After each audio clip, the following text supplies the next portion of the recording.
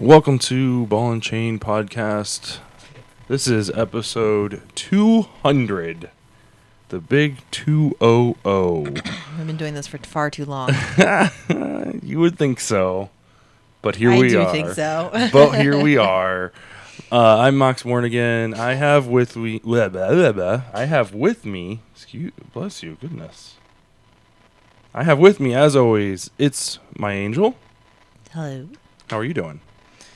Well, I just woke up from a nap that I did not intend to take, so... That's been happening a lot around here. I took a nap, not yesterday, but day before, and this nap was the nap of all naps. Like, it was started at like 6 o'clock and then... to like midnight. It went to like midnight on a work night, which completely screwed all like time awareness out, and I basically stayed up till about 5 o'clock, 5:30ish.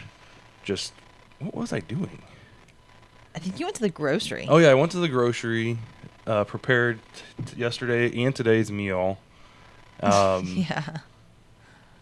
I'm thinking. I think I also worked on the website and stuff like that. I was working on some clan stuff and all that good stuff. But no, we are live, and I think it's going. It should be going. I hope it's going. If it's not going, well, we know the audio portion's going. So at the very least, Facebook is going. And Facebook is going. So if you're watching on Facebook Live, really appreciate you guys there. You can also check us out live every Wednesday, roughly about 8 o'clock, on twitch.tv/BC Podcast. And then also our YouTube channel is youtube.com/72DPI online. So those are the various the assets that we have available for you guys to partake in the 72 DPI clan goodness on a weekly basis. I don't know why it's not... I don't know. It's weird. It's like Twitch does not... It says we're offline on Twitch, which is kind of scary. It says we're live on... Okay, well, we're just gonna assume that... roll with it.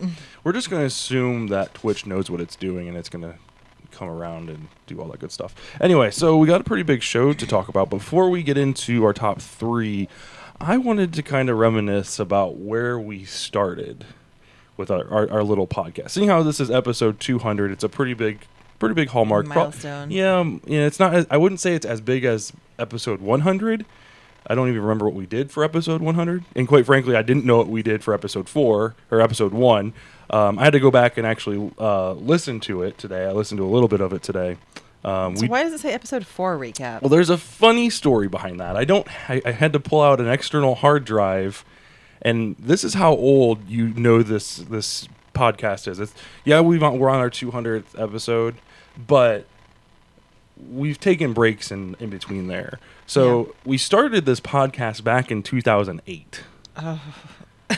2008. That's what, 8 years? That's 8 years, over 8 years ago now. Because 2016, we started back in May. Well, it's probably April of 2008.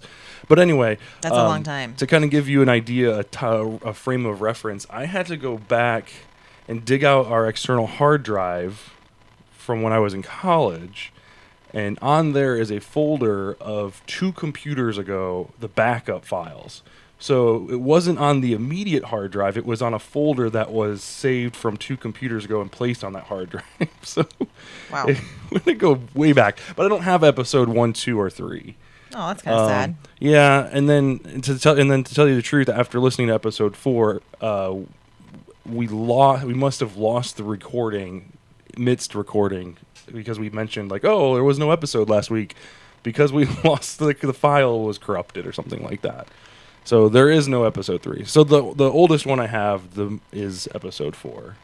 And you might actually remember this one because it was the first podcast we did outside of the house, outside of the condo. We were at my parents' house and we did an episode with my brother FaZe. Okay. In that episode we did a preview for Mario Kart Wii. So we had just played it and started talking about it and stuff like that. And you and I did a joint review on the game Lost for the Xbox 360. I forgot there was a game for Lost. Yeah, it really. I mean, it wasn't much of a game. If I remember correctly, it was more of like an interactive story. Like it was very linear. You couldn't go if it was like there were hallways. Like if you now I kind of want to play it. We can go back and play. I'm curious. But if I remember correctly, it was very like if you stripped away like the environment and it was just like, okay, you have this hallway to walk down. Like it was very, very linear. But I didn't listen to the review because I was scared. I was like, I don't even want to know. I just wanted to know what we did. So we did review it, and then my brother did a review on Army of Two for the Xbox 360. That was the bromance between the two dudes that were shooting people, and they had the cool masks or whatever, and they were the bulletproof masks. But the funny thing is, if you have a bulletproof mask and you get shot in the head, wouldn't the force of the bullet knock your ass down? Probably so. Yeah, that's what I would think, but I don't know. But yeah, so May 4th, 2008, May the 4th be with you, was our oldest archived episode. Well, and that goes back to when we lived in the condo and had the birds. So a lot of those early episodes, you can hear the birds in the background tweeting away. Right. And it's very obnoxious. Yeah, I think and that's when I had my MacBook Pro from college. Oh, I forgot about that. And the first episode, I remember we sat it down on the coffee table and we're sitting on the couch in the living room and just talking into the microphone on the computer. I think episode 2, we branched out and we used a Rock Band microphone. So we passed a Rock Band microphone back and forth. And then we're like, hey, why don't we get a second one? So we both had microphones. So I think episode 3 was when we branched out and had our own microphones, but the audio, maybe that was why the audio was lost, is I didn't have it set up correctly. Who knows?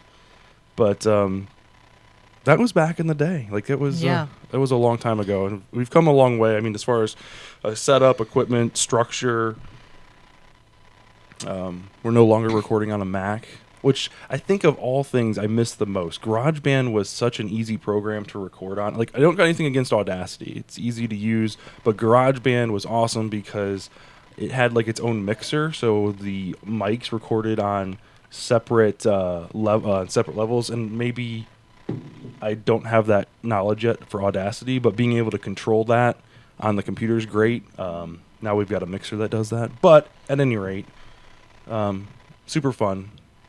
So let's jump into our top 3. This episode, we're gonna be number 3 we're gonna talk about Final Fantasy 15, giving our first impressions. I played it, you haven't, but you kind of watched me play it last night as you were falling asleep, I think. You watched me fish for a cat. I heard in the background. Fish for a what? I went fishing for food for a cat. There's a stray cat that you have to feed. I don't remember that. Oh, okay. I think I was photo editing at the time. Oh, that's right. You were working on our. Yes, I really was not paying any attention. I heard some music in the background. And they were pushing a car.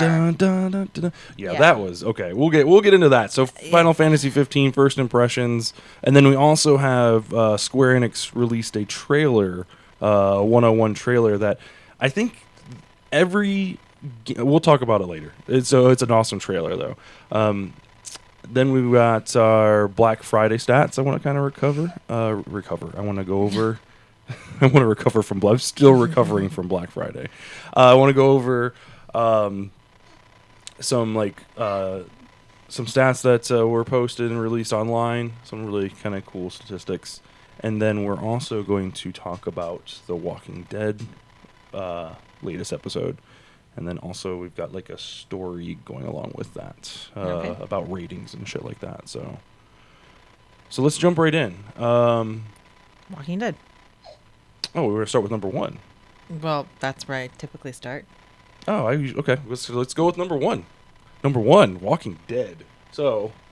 Were you planning on working backwards? Yeah, I was gonna go backwards. But you put them in here in numerical order. I did because I figured 1 is the most important and 3 is. Well, we can go in reverse numerical order, but you're throwing me off here. Okay. All right, let's do number 1. You're right. It's number 1. I will remember that for next time and flip them.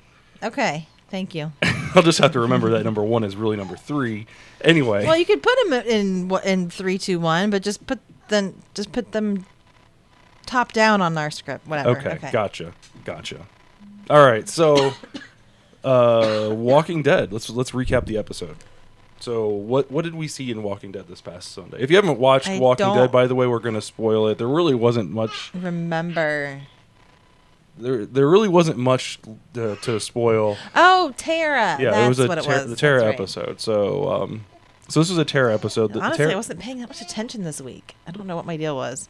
That's because it's one of those off weeks. It's like the B group, I think. Like when you ever have like the B cast members, it's not really like all engaging. They do. I like her. I mean, I like Alana Masterson. She's pretty cool. I was reading something. She just had a tweet that's kind of blowing up the internet too. But oh, really? Yeah, she's been a little bit cyberbullied about her weight.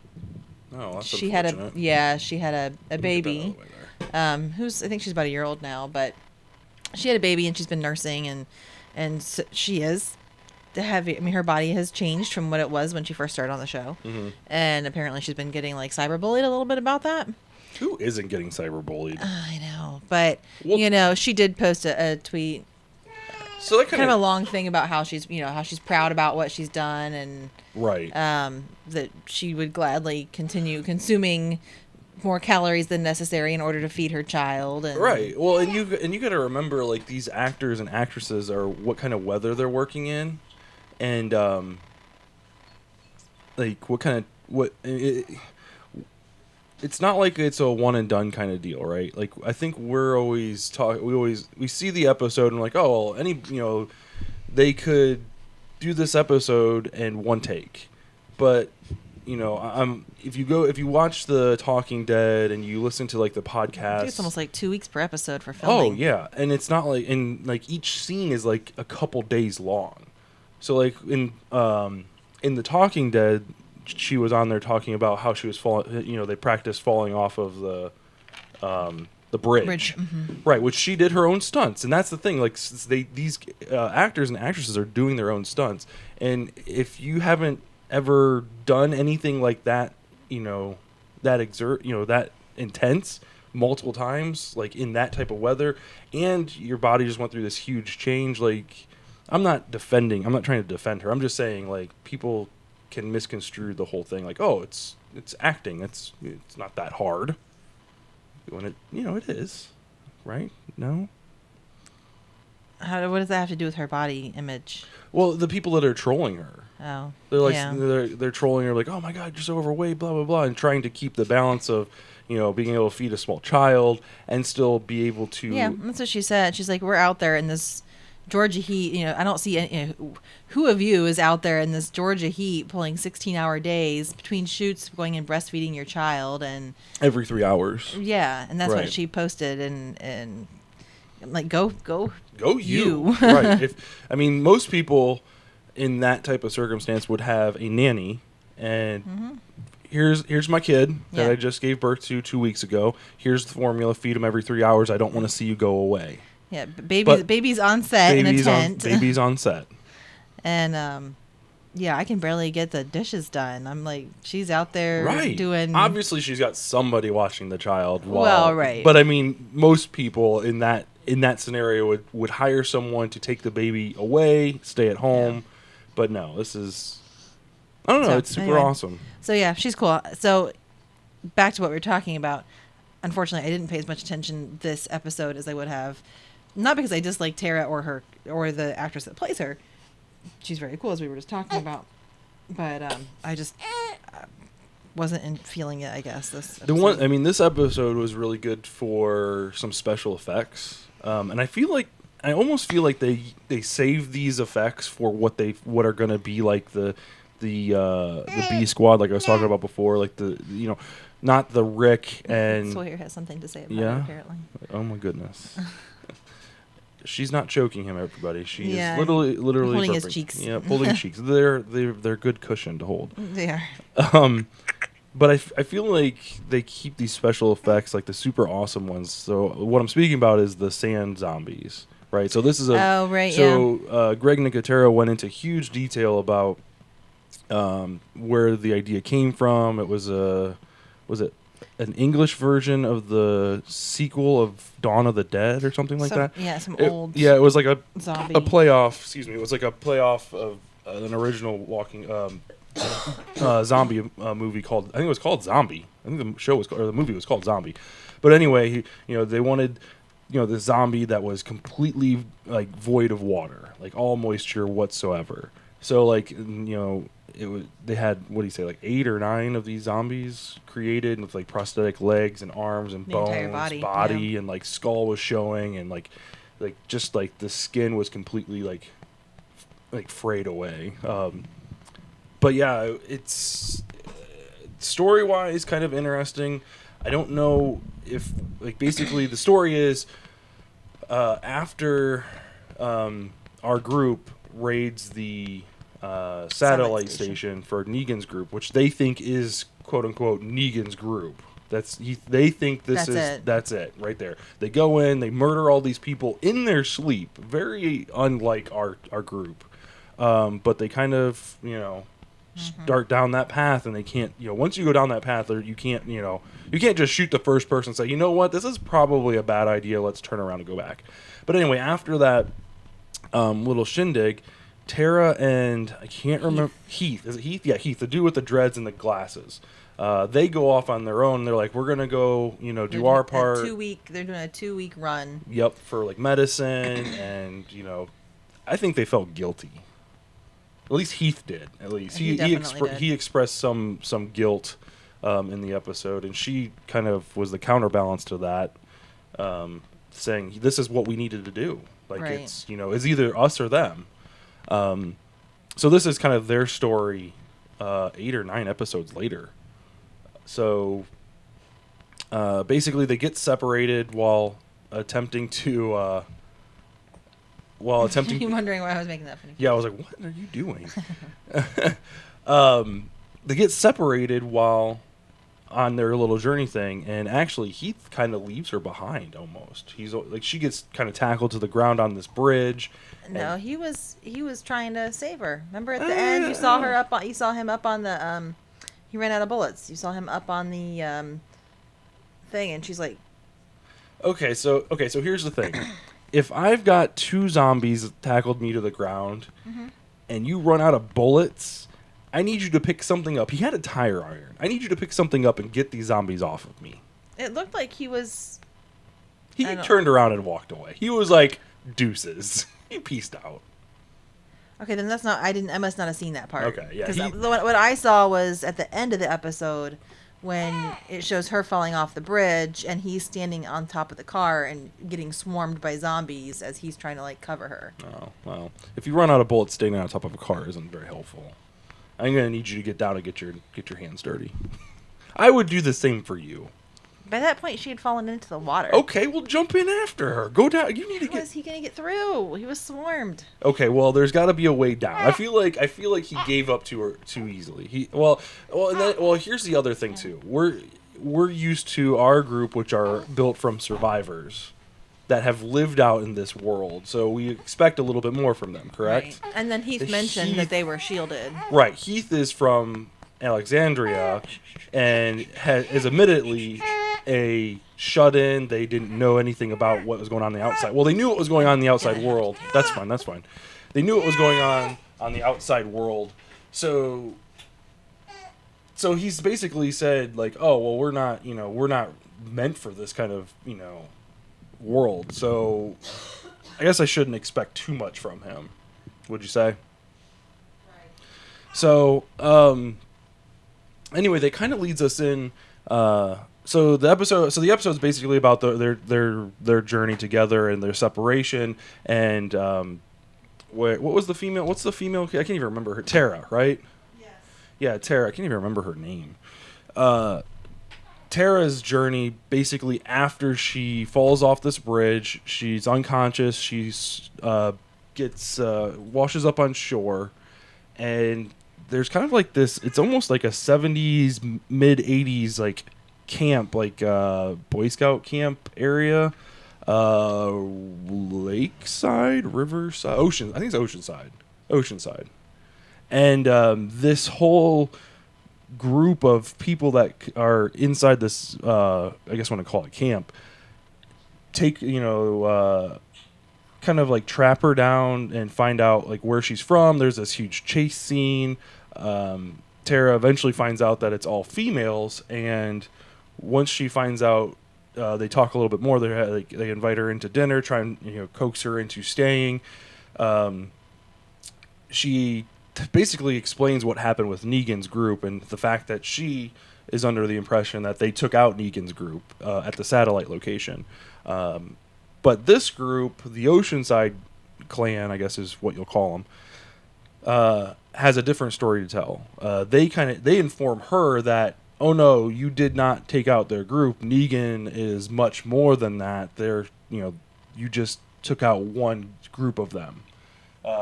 There's multiple, facets to this organization, and her mouth kind of drops, and she's like, well, it doesn't matter. I'm still going back. I can't stay here. I've got, a girlfriend that lives, back in Alexandria. Right, which she's unaware that she had taken an arrow to the back of the head from one of Negan's henchmen. But it's interesting because they play it cool and they're like, oh, okay, well that's fine. Let's we'll sleep on it and we'll send you out in the morning or whatever. And they basically they don't give her any weapons, but they give her a little bit of some supplies or whatever to kind of fake it and send her on her way with 2 quote unquote guides. And I knew something was up almost immediately because the way they were walking. They had both the people had weapons, right? One girl had like this automatic looking assault rifle gun thing. Excuse me, I don't know it's not the correct terminology, not gun thing. But and then the other girl had some type of pistol or whatever. And Tara was in between them. And as soon as they started walking, I'm like, this is not going to go well. Like, something's not right. Why are they, like, it's almost like an escort type of thing, which it turns out to be, all for nothing because they end up trying to kill her. She gets away thanks to one of the girls from the camp, from the Oceanside camp, that brought her up on shore, one of the first girls she met, essentially, that was trying to help her survive. So the cool thing is this girl's like, you know what, you can't come back. You need to promise me that you won't come back, and you need to promise that you won't tell anybody that we're here. Because what we learn from the dinner scene is that Negan had come to their town, which didn't come to Oceanside. They came to wherever this group was living at the time, and murdered all the men. Any male over 10, which apparently must have been all of them, because I didn't see any children, boys. But anybody over 10, male, got in a line and they shot them all in the head. Very strange, kind of odd. This group had quite the arsenal, though. They had a nice sized shed with a whole bunch of weapons, so it's kind of weird that Negan would go to that distance to murder all the able-bodied men and kids and leave them with the weapons, whereas with our group, maybe they didn't have the weapons. It's possible, but it's like, man, they really accrued some artillery there pretty damn quick. But anyway, the head honcho of the and I don't know her name, and that's how terrible it is, but anyway, the leader of this Oceanside clan basically said, yeah, they killed all of our men and we packed up and ran. So now they're living in this Oceanside park area on the beach where they've got, ample fish. They've got shelter and things like that, fresh water. What's that? Right. So they have this like compound, and Negan doesn't know where they are or claim, they don't think he does. So they feel like they've kind of gone rogue and, they're in hiding or whatever. So they have this rule that they shoot anybody on sight. So that's, that kind of answers the question to the whole beginning chase scene that they were trying to kill her. They didn't feel threatened or anything by her. They're just like, that's just the rule. We shoot anybody on sight. We don't know who you are, and you're going to die. So the fact that Tara's still alive kind of shows a little bit of restraint on their part, but at the end of the day, she does break free, and the one girl helps her escape. That helped her off the ocean, the shore. So so basically that's the entire episode. It's pretty laid back. We don't see anything from our core group of cast. We do? Would we? Oh yeah. Okay, yeah. There is. Is it? Well, we just see the very beginning when she and Eugene. Right. It's just her. Oh, her and Eugene, and then her and there's a scene with her and what's her name? Rosita. Yeah. Basically, the end of the episode. There's probably it's probably like a 2 minute, wrap up session where she's seen walking into the gate, and Eugene's kind of standing there. He kind of breaks down in tears or whatever, and obviously she finds out, because then the next scene is her in the hospital, where her girlfriend, the nurse practitioner or whatever, did all her not operate all of her. She saw her patients or the operating room, but in that room, Rosita's in there kind of grilling her, like, you need to tell us something. Where did you go? You were gone for 2 weeks and you came back empty handed. What do you know? Anything. We need to get revenge. Like, very proactively, trying to grill her to get any information. And she didn't budge. She didn't give up the Oceanside clan at all, which is, I guess it's a testament to her character. But it kind of makes me worried that we will never see this group again. So hopefully I'm wrong, because I feel like using an entire episode just to show that Tara is a strong-willed individual that's resilient when under fire, and can make snap decisions, but also can stand up to her fellow group members, kind of seems like a waste. I don't know. What would you say, hon?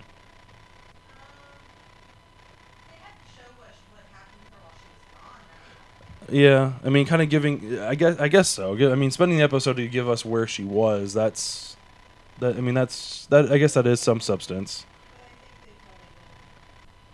You think so? Yeah, I think so. Yeah, so Amanda thinks that they will come back. They will. No, it's all good. She said she thinks they'll come back, and then we'll get some kind of payoff with this Oceanside clan again. So let's see, what else? So this kind of dovetails into another, I guess, and actually this Angel brought this up. Oh, was it last week? I think we were talking about last weekend.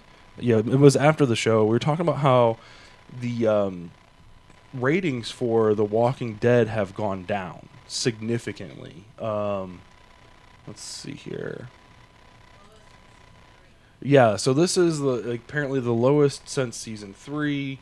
And I've got on screen now IGN had a pretty nice article showing, had a graph that shows us basically every episode and the viewership going forward. And the most watched episode was in fact this season premiere, right? So that was the most watched episode out of the past 7 seasons. And then there's just a significant drop off of people. So let's see. So it looks like there was a 35% decline after episode 5. So that, since season 3, like Angel said, this is the lowest viewership. Granted, still the most watched show on Sunday nights, but for a viewership fall off like that, it's pretty significant.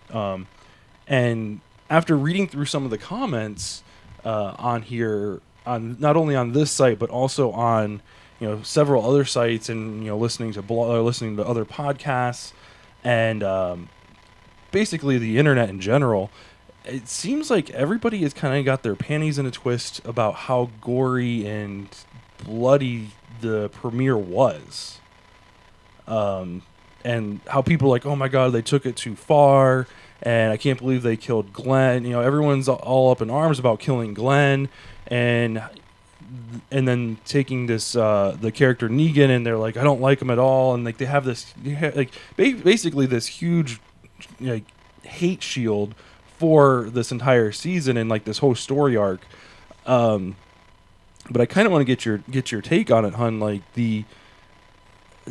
I don't think this is any different than like the governor or like any of the other the thing with Shane, any of the other obstacles that our group has come to terms with. Yeah, it's intense, but like you can't have a character like, in putting the comics aside, like if you put the comics aside, like let's say they don't even exist and you're just talking original story Walking Dead TV show, how can you justify having a character as widespread, as well known as Negan, as a character as Negan is, and not have him be as brutal?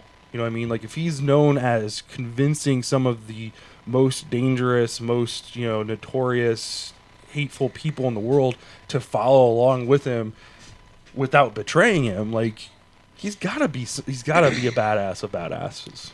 Yeah, well, I mean, here's the thing. Like, people were getting mad that it's not about the zombies anymore.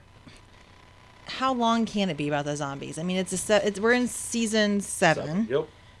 And yes, it's called The Walking Dead, which doesn't necessarily refer to the zombies, as we found out in one of Rick's speeches from, I think, probably 2 seasons ago. But wouldn't that get awfully stale and old? I mean, how many ways can you kill off a zombie? Right. I mean, yes, they've explored quite a number of them, but that can't be the main focus of the show. Right. It would get very just like, okay, and like there has to be an underlying story. Right, and there's got to have, and I think Walking Dead, obviously, it refers to the human side and the survival instincts of the individuals. Mm-hmm. You're exactly right. Watching a show about how to kill zombies will not last 7 seasons and still be entertaining. Right. So having the human interaction, having the different clans and the different and quite frankly the survival tactics. I mean, you look at someone like Morgan, who goes through most of his post-apocalyptic career or life and not killing and actually not intentionally killing anyone. Well, and then you have Rick, who starts out similar to that and kind of falls into a leader role. Like and you see too. Yeah, some of the comments on there were talking about how over the top Negan is and how he's just it's too much and he's just excuse me. You're good. Anyway, he's just too much. He's just too over the top. And the thing is, civilization's fallen. Mm-hmm. These people, in order to survive, you've had to watch those you love die. And then re-kill them. Right. Watch people that you love be eaten. I mean, it's going to drive you a little mad. Mm-hmm. So at this point, in this world mm-hmm. with how much these people have had to live through, and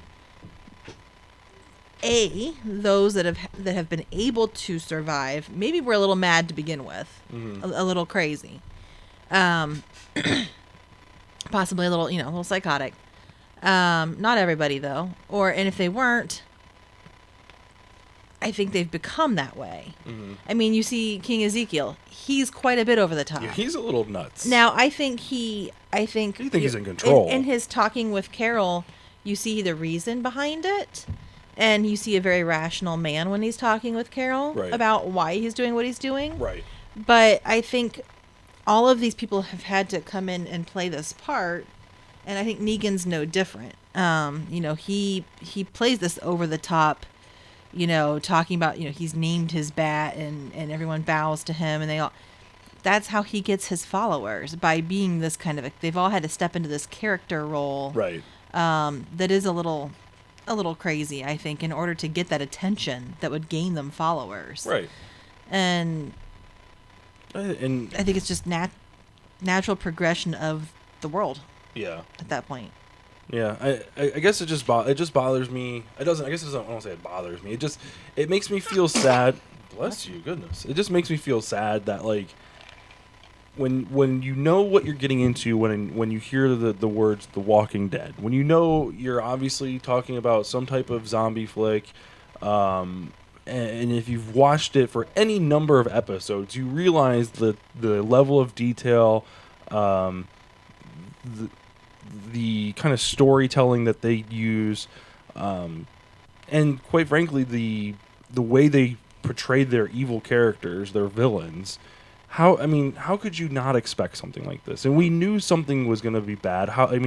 When with the last episode, last season, we knew something terrible was happening. Just the way they led up to it. Right. I mean, if you were surprised at how gory and it turned you off, and you're like one of those people say, "I'm never watching it again. It was the worst episode. It's been going downhill ever since season 3 or whatever." Like, what were you expecting? Like, and we talked about this. I know we talked about it on the podcast before. But if Negan had killed one of the characters that was like a B-roll character, like Eugene's probably the top of that list, but like Aaron. If he would have killed Aaron, who cares? Like, no one would have shed a tear. No one would be like, "Oh my God, they killed Aaron. He was my favorite character." Poor guy who plays Aaron. But like, I know he doesn't have like an impact because he hasn't been with the he group. hasn't established. Right, he hasn't had a story arc quite like Glenn, who was in episode 1. Like, they had, and not only that, they had the comics to go along with it. And I just feel like, they could have killed him and not shown, it couldn't have been as gory. Like, okay, if I hit, first off, let's get in the mindset of Negan. Negan is making a point to the people around him, and this is how he does that, right? Mm-hmm. He makes a point by saying, "This is how serious I am.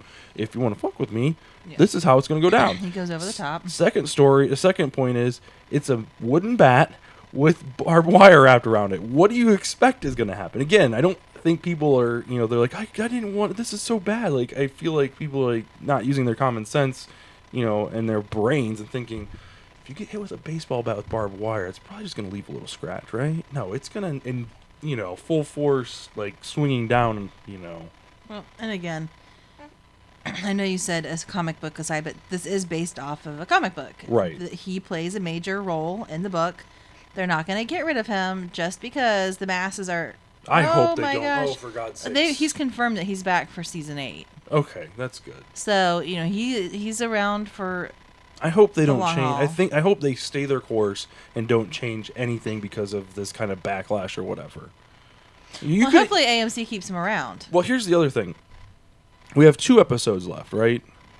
Yeah. This year, for the first half of the season, yeah. We have is Westworld is done. The last episode of Westworld was last. No, there's one more. There's one more. Okay, so I would be interested to see what the viewership for The Walking Dead is for the finale. Yeah, it's probably gonna get a bump because it's the finale. I don't know what the crossover is. I'm not sure. Well, I'm not sure. I don't know how many people watch The Walking Dead and DVR Westworld, or watch Westworld and DVR Walking Dead. No, given Westworld is HBO, so it is a pay service, Right. more so than Walking Dead. So Right. you probably have fewer people. I understand that, but I think that some of the viewership, it's kind of a combination of 2 things. I think Westworld has impacted it, but I also think the people that kind of swore off after Negan made his appearance kind of impacted as well, and it's kind of sad that that's happened. And I hope they don't. I hope AMC and the producers don't say, "Well, we need to do what the masses want. Negan, you're gone sooner than expected," or whatever, like change the script or whatever. That would be unfortunate. But I'd be interested to see the next episode that doesn't have to compete with Westworld. Right. So I know we are in the camp of watching The Walking Dead and catching. Do we DVR West? We do DVR Westworld, but we usually watch it on HBO Go. That's I right. think upstairs. So, but anyway, in the comments, guys, I want to hear your opinion. Are you, do you think this the season premiere, or I guess the season premiere is too gory, and did it turn you off? Are you part of the group that says, I'm done with The Walking Dead, it's run its course camp, or are you in the group that says, hey, the series has never been better? Love the characters, love the storylines. You know, that was one thing that people were saying too, is, oh, it's the same thing over and over again. Meet a bad guy, kill him off, rinse and repeat, you know. And that may be, I mean, that may be the case. Yes, they encounter, but they're going to keep encountering hardships. Right. So how can that be avoided? Like, But how can you tell a story where they're not continuously meeting? I think this is going to be a different story. I don't know too much about the comics, but from what I remember, or from what I've been told, doesn't Negan and Carl develop a relationship? Some type of relationship. Yes. Whether it's good or bad. Probably with Negan, it's probably bad. He's probably trying to get at Rick. But Carl, on the other hand, we can already see it in his, already can see it in his character. He's kind of like defecting because of Rick is kind of standing down to Negan. Right, and he So- doesn't think that that's the correct course of action. Right. So, so we had this before with Andrea and the governor, where Andrea kind of, for 2 episodes or 3 episodes, kind of took to the governor and, that's my friend. They were sleeping together. They were sleeping together, right? Yeah, they were, a little bit of this, bumping uglies. So we kind of had that already a little bit, but I feel like this is going to be a much stronger story arc where one of the, Andrea, I would say Andrea had a pretty prominent role, but Rick's the main character. Let's be honest. Rick is the main character. So to have someone that's right, Rick, then Carl, as far as the storytelling arc goes, the overall storytelling, to get that close to a villain, I think it's going to be a little bit different than just your average, like, Joe and the biker group or whatever. Like, remember him? He was very short-lived. That, to me, was, if we had a super villain... The Terminus guys were pretty short-lived. Right, yeah. I feel like, if we just kept encountering that over and over and over again, okay, super villain, does bad thing, gets killed, rinse and repeat, like, then I think the feelings of, like, oh, it's just the same shit over and over and over again, then that would be validated. I would validate that. But, when you have, like, these overarching storylines that talk, integrate our group and our, individuals together. Well, and they call them villains. Excuse me. But, and yes, they do horrible things, but, I mean, our people have done some pretty... They went in and killed the whole, like you said, the whole satellite station of sleeping people. They could be seen as villains. Oh, yeah. Well, I mean, just from our point of view... I mean, Terminus, those people they claim, Gareth, they claim them as villains. Yes, they're eating people, but did they not give our characters a chance first to join with them? Right. No, I'm saying, yeah, if you, like, from, like, 1,000 feet up, you can say, okay, that person's killing that person must be evil, right? But, from our point of view, our group would be considered the protagonist. So, no, I definitely see where you're coming from. But yeah, so let me know in the comments, guys, what group you're with, if you're swearing off The Walking Dead, right or wrong. But I'm kind of curious to see what people post and all that good stuff. All right, let's switch gears and go to Black Friday real quick. We're gonna make this kind of short, so. We went out for Black Friday. We talked about... Oh, no, we didn't talk about this. This is our first post-Black Friday podcast. Right. Thanksgiving was last week. Right. So we went... You and I did our traditional Black Friday shopping. Yep. How much money do you think we spent? I don't really want to think about it. I think we only spent like 150 at Walmart and 25... We didn't. Where else did we go? We went to Best Buy. Target, Best Buy. So I would say we probably spent less. You would say we spent less than $300. Hopefully. Yeah, I think we did. Well, we so in 2015, last year. But I've been also purchasing online since then. What? Okay, well, this is just Black Friday. That doesn't count because just Black Friday. So, we're starting to see a trend here, and it's kind of interesting. In 2015 we had less shoppers, but people spent more on average per person.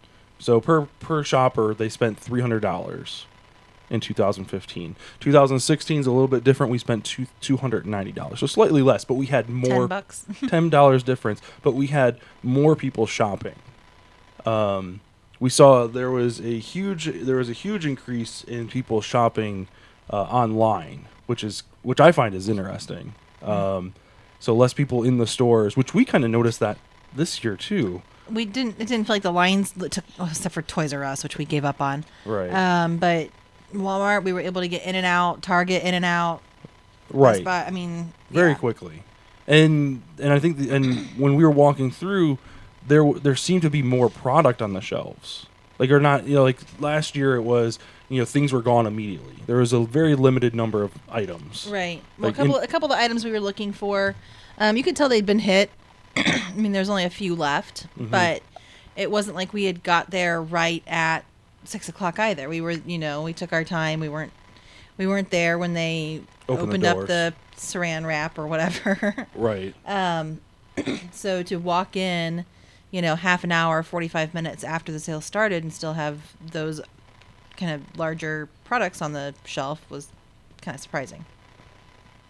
Right. So it looks like so basically there were more than 154 million customers shopping in stores and online. I don't have just the in-stores information, unfortunately, but it's 3 million more people than last year. Wow. Yeah, that's a huge number. So, not quite as much money being spent per person, but more people. So ultimately more money being spent Overall. Gross. So, I don't know. I'm kind of interested. Like, did you to see if you guys out there Scored any sweet deals? Yeah, did you get awesome deals? What did you purchase? What were you looking for? Were you shopping for yourself, or were you shopping to get your Christmas shopping done? I know I don't want to speak to. I think one of the people is asleep that might hear this, but I know you can hear very well into his room, so I wouldn't say. Right. I'm not going to say what we bought because we purchased. I think we didn't buy anything for us this year. No, we did not. It was just gifts, and I think we got about 90%, maybe 85% of our list purchased for. I did see a couple posts on Facebook of people shopping for themselves, getting some pretty sick deals on TVs and stuff like that, which more power to you. I wish we could get a new TV. What was we saw was a 70-inch at Best Buy for like $800 or something like that. Yeah, it wasn't. It was like Vizio though, or something like that. I don't know, but yeah, 70-inch TV, 3 feet bigger than our current TV, for the same, probably less than what we paid. Actually, yeah, we paid almost $1,800 for that TV, that 40-inch TV, 10 years ago. Yeah. So anyway, so yeah, kind of curious what you guys bought, what you were shopping for, who you were shopping for. So yeah, definitely post that stuff in the comments. Last but not least, let's talk about Final Fantasy 15. So I'm gonna play. Oh snap! In the background, if I can get it to pull up. Oh, I can. Sweet. All right, there we go. So Final Fantasy 15 came out yesterday. And when I was shopping at the Butt Crack of Dawn a few days ago, walked by a Redbox machine. I was like, and Redbox, whenever I go to Redbox, they never have what I'm looking for. Never, never, never. And I almost didn't stop. I was almost like, you know what? It's the day of the release. There's no way they're going to have it in there. Like, literally, it just released on midnight the day I was in the store, and it was like 3 o'clock in the morning. So I was like, there's no way it's in there. Lo and behold, it was in there. Yay! So anyway, if you go to Shack News is where I found this at, but they have Square Enix. I'm sure if you go to their website, they have it. They have this awesome trailer, a 101 trailer, explaining everything in the game, like all the mechanics, the characters, the world. It's a great, and you can't hear it because I muted it, but it's a great, like, I don't want to say a teaser. I mean, it's a great appetizer to the game. Like, it's actually what got me excited about the game. I bought Final Fantasy 13, played it for like 3 or 4 hours, couldn't really get into it. No. But I'm one of the. I'm to kind of give you a background as far as the Final Fantasy games that I have played. I've played one. I've played 7 a little. Actually, 7's probably the one I played the most. Which one? 10. Was Cloud 10? No, Cloud is 7. No, not Cloud. Squall. 8. That's 8. Which is the one that you were? Titus is 10. Titus. That's the one with the Blitzball, right? Yes. Yeah.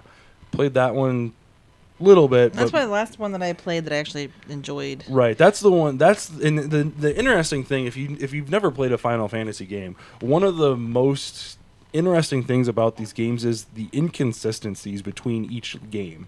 Like there isn't the same. There's never the same characters. Unless you get 10-2. Right, unless you get 10-2. They don't make they very rarely will make a sequel. It's always a brand new story, brand new world. The mechanics are completely different. Like the leveling system is completely different in each one. I don't want to say in each one, in most of them, in most cases. This one kind of goes back to the Final Fantasy X leveling system where you have like the sphere grid or whatever, and you unlock a certain, you get to pick your path kind of deal. And that's what, sparked my interest. I was like, oh, sweet, next gen graphics. You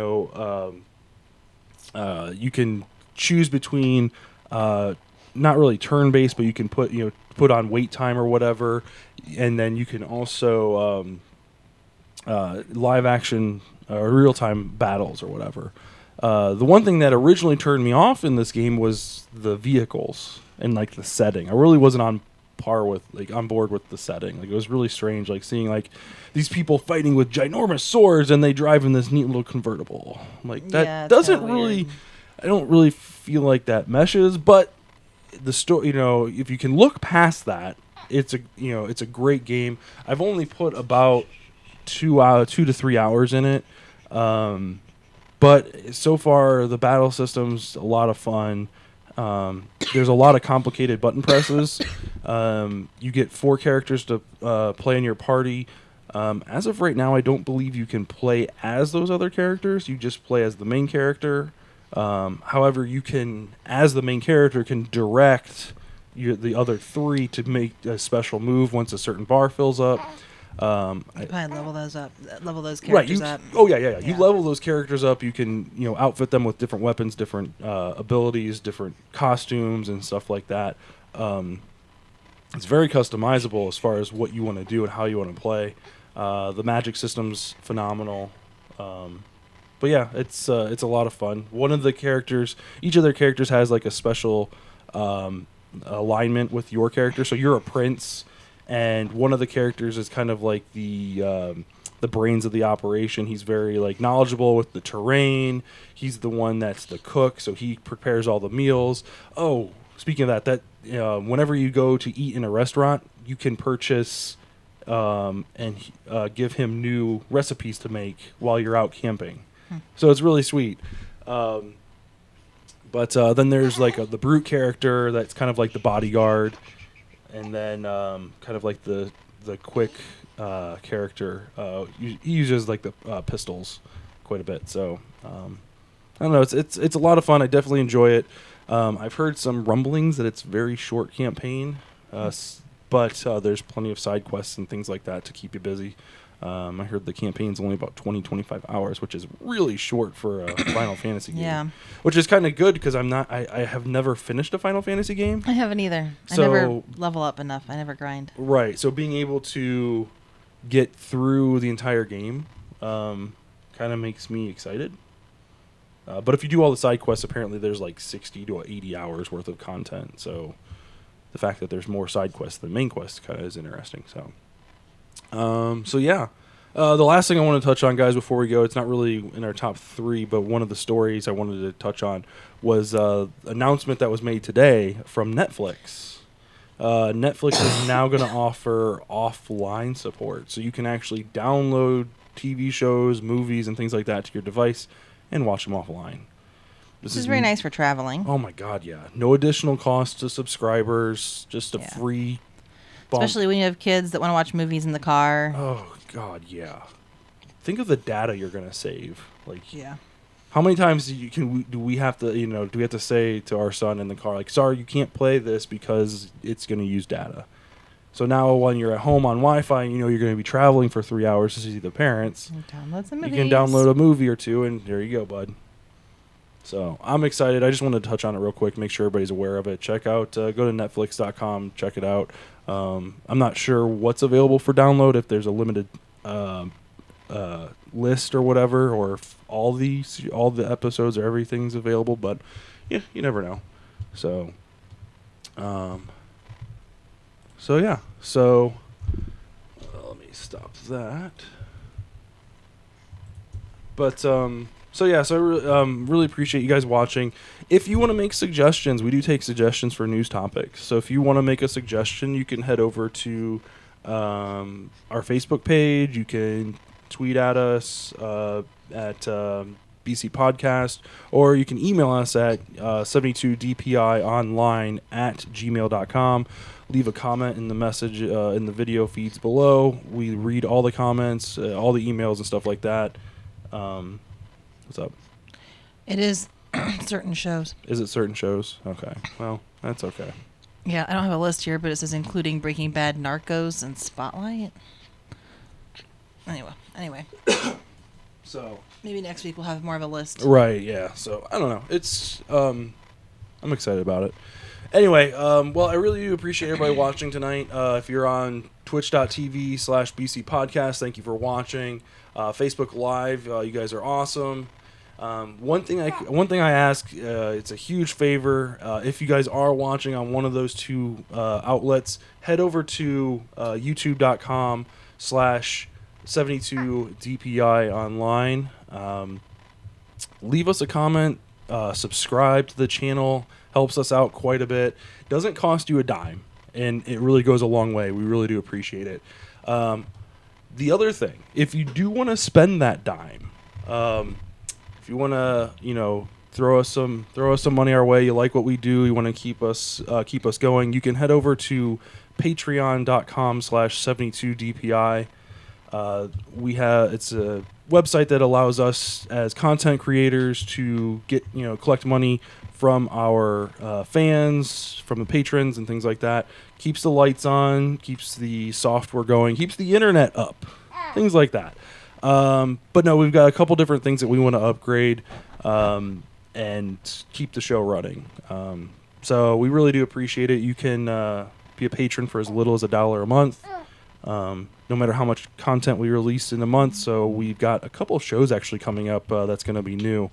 So no matter how much content we release in that month, it's just $1 per day, or you can, change it at any time or whatever. Just go over to patreon.com. That's patreon.com/72dpi. Also in the comments, I believe, Angel's posting in Facebook, and then in our comments below, on the YouTube channel, you'll have our Amazon affiliate link. So if you're purchasing anything on Amazon, and you want to support our show, you can click on that link. Basically what that does is just opens up a web page to Amazon and tells Amazon that we sent you to them, and any purchases you make will be contributed to us. And think of it like your Kroger card. A lot of times your Kroger or other grocery stores will have a card, and you can link it to a school of your choice or right. Humane Society, things like that. I think you just compared us to the Humane Society. Well, at any rate, but it works similarly. Yeah. It doesn't cost you any more. It right. gives us a commission based on what you purchase. Yep. So we really appreciate it. Like I said, it helps keep the light on. There's only one. But yeah, we really appreciate it, guys. So check out the links below, or if you're in the Facebook chat, head over, click on the link. Save it as a bookmark so you constantly have it. So you just have to click on that bookmark and you're off to the races. All right, guys. Thanks for watching our episode 200. Sorry it went long. We went a little long today. We went a full hour, right? Meow. Wow. So, all right. Well, we'll be back next week for episode 201. Thanks for watching, and have a great week, guys. Bye.